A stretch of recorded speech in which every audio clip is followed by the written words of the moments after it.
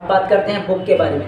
अधिकतर लोगों का ये क्वेश्चन आता है, कमेंट आता है कि यार हम कौन से बुक से तैयारी करें। तो आप कोई भी सा बुक अभी लेके रखे ये फैक्टर नहीं करता, ठीक है। अभी मुश्किल से आपके पास 18 दिन का वक्त बचा है, तो और 18 दिन में नए बुक लेकर पढ़ोगे तो आपको और भी प्रॉब्लम हो जाएगा, क्योंकि पूरी सिलेबस आप कवर नहीं कर पाओगे।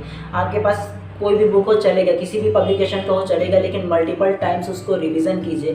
कोई भी बुक कहने का मतलब हो सकता है आपके पास अरिहंत का होगा, अजय माला होगा, और भी अलग अलग जो पब्लिकेशन का है वो आपके पास होगा। सिर्फ उसी को पढ़िए और अलग से लेने की आवश्यकता नहीं है। हाँ, और एक बात, आपको प्रीवियस ईयर क्वेश्चन को जरूर देखिएगा भैया।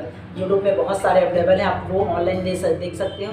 जय हिंद दोस्तों, आप सभी का स्वागत है आपके इस अपने यूट्यूब चैनल बाय एम बेदी वर्पट। सो फाइनली दोस्तों, इस वीडियो में हम लोग बात करेंगे कि प्री बीएड और प्री डीएलएड की तैयारी आखिर हम किस प्रकार से करें ताकि हमको एक गवर्नमेंट कॉलेज मिल सके। तो हमें तैयारी किस प्रकार से करनी चाहिए, इससे जानने से पहले हम सबसे पहले जान लेते हैं कि छत्तीसगढ़ में कुल कितने गवर्नमेंट कॉलेज हैं। तो आपको हम बता दें कि छत्तीसगढ़ में कुल 18 गवर्नमेंट कॉलेज है, जिसमें से 16 डाइट है और 2 बीडीआई है। 16 डाइट कहने का मतलब ये है कि डाइट में आपको 100 सीट देखने को मिलेंगे। 100 सीट आपको फर्स्ट ईयर में देखने को मिलेंगे, 100 सीट आपको सेकंड ईयर में देखने को मिलेंगे। और उसमें जो डाइट होता है उसमें फैसिलिटीज़ आपको बीटीआई के अकॉर्डिंग सबसे ज़्यादा देखने को मिलेंगे। आपको उसमें हॉस्टल में रहने का सुविधा भी कईयों डाइट में देखने को मिलेगी आपको। उसी प्रकार अगर बीटीआई है तो बीटीआई में आपको 50-50 सीट देखने को मिलेंगे, 50 सीट फर्स्ट ईयर में और 50 सीट सेकंड ईयर में। और जो डाइट होता है उसके अकॉर्डिंग ये थोड़े से फैसिलिटीज़ बीटीआई में कम होता है, लेकिन पढ़ाई में कोई कॉम्प्रोमाइज़ नहीं होता है, ठीक है। तो इस प्रकार से अलग अलग जिलों में डाइट और बीटीआई डिस्ट्रीब्यूट है। और अगर हम गवर्नमेंट कॉलेज की फ़ीस की बात करें तो आपको केवल 3000 आपको एडमिशन फ़ीस देने पड़ेंगे, और जो एग्ज़ाम फ़ीस है वो लगभग आप 1500 से 2000 के बीच आपको वो देखने को मिलेंगे। अगर बात की जाए प्राइवेट कॉलेज की, तो प्राइवेट कॉलेज छत्तीसगढ़ में बहुत सारे हैं, लेकिन उसका फ़ीस जो है वो थोड़े से ज़्यादा है। इसलिए अधिक एस्पायरेंट ऐसे होते हैं जो लोग प्राइवेट कॉलेज का फ़ीस एफर्ट नहीं कर सकते। जैसे कि अगर प्राइवेट कॉलेज की फ़ीस की बात करें तो प्राइवेट कॉलेज का जो फ़ीस होता है वो एडमिशन फ़ीस आपको देखने के मिलेंगे 22,000, और उसके बाद जो एग्ज़ाम फ़ीस है वो देखने को मिलेंगे कम से कम 2 से 3000 आपको एग्ज़ाम फ़ीस देखने को मिल सकते हैं। तो कई ऐसे एस्पायरेंट जो हैं वो जो प्राइवेट कॉलेज है उसका फ़ीस एफर्ट नहीं कर सकते, तो इसलिए उनको ज़्यादा ज़रूरी है कि इन 18 से 20 दिनों में उनको तैयारी काफ़ी अच्छे से करनी चाहिए ताकि उनको गवर्नमेंट कॉलेज मिल सके। और गवर्नमेंट कॉलेज का तो आपको पता ही है। तो अब बात करते हैं कि आखिर हम प्री बीएड और प्री डीएलएड की तैयारी हमें किस प्रकार से करनी चाहिए ताकि हमको एक गवर्नमेंट कॉलेज मिल सके। तो सबसे पहले आज तारीख है देखिएगा 12 तारीख, और आपको 30 तारीख को एग्ज़ाम है, ठीक है। तो मुश्किल से 17 से 18 दिनों का वक्त ही आपके पास बचा हुआ है, और इसमें आपको बहुत ही अच्छे तरीके से अच्छे स्ट्रैटेजी के साथ आपको पढ़ने हैं। तो देखिए, सब जितने भी बीएड और डीएलएड एस्पिरेंट हैं उन सभी का एग्ज़ाम दिलाना के एकमात्र मोटिव है कि उनको गवर्नमेंट कॉलेज मिल सके।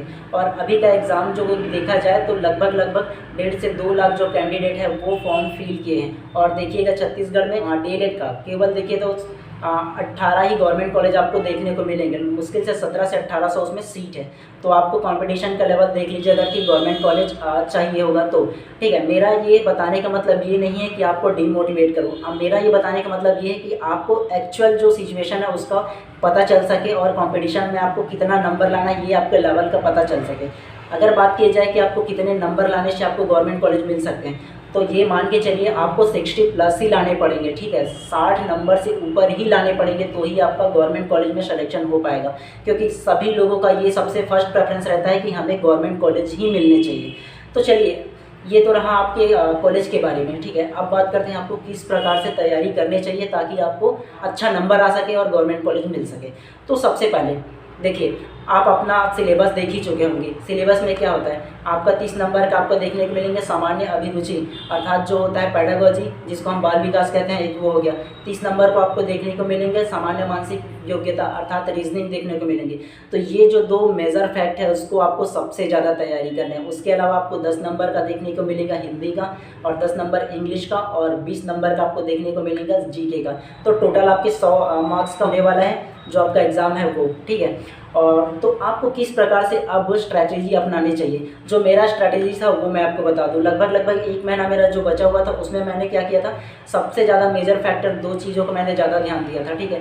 सबसे पहला सामान्य मानसिक योग्यता अर्थात जो रीजनिंग है उस पर ज़्यादा फोकस किया था, और सेकंड जो है शिक्षण अभिरुचि जो है, जिसको हम पेडागोजी या बाल विकास के नाम से जानते हैं, वो 30-30 नंबर का दोनों आने वाला है। तो सबसे ज़्यादा आपको एक दिन में कम से कम 2 से ढाई घंटा आपको दोनों को देना है, क्योंकि ये आपका डिसाइड करेगा कि आपको गवर्नमेंट कॉलेज मिलेगा या नहीं, 60 प्लस आपका होगा या नहीं, ये जो दोनों ही सब्जेक्ट है ना वो आपको डिसाइड करेगा। तो सबसे ज़्यादा आपको इन्हीं पे ज़्यादा फोकस करना है। उसके अलावा आपको दूसरे सब्जेक्ट के अकॉर्डिंग वो हिंदी जो सब्जेक्ट है वो आपको सरल क्वेश्चन देखने को मिलेंगे, इसलिए आपको हिंदी को भी देखना है, कम से कम 1 आध घंटे हिंदी को देखना है।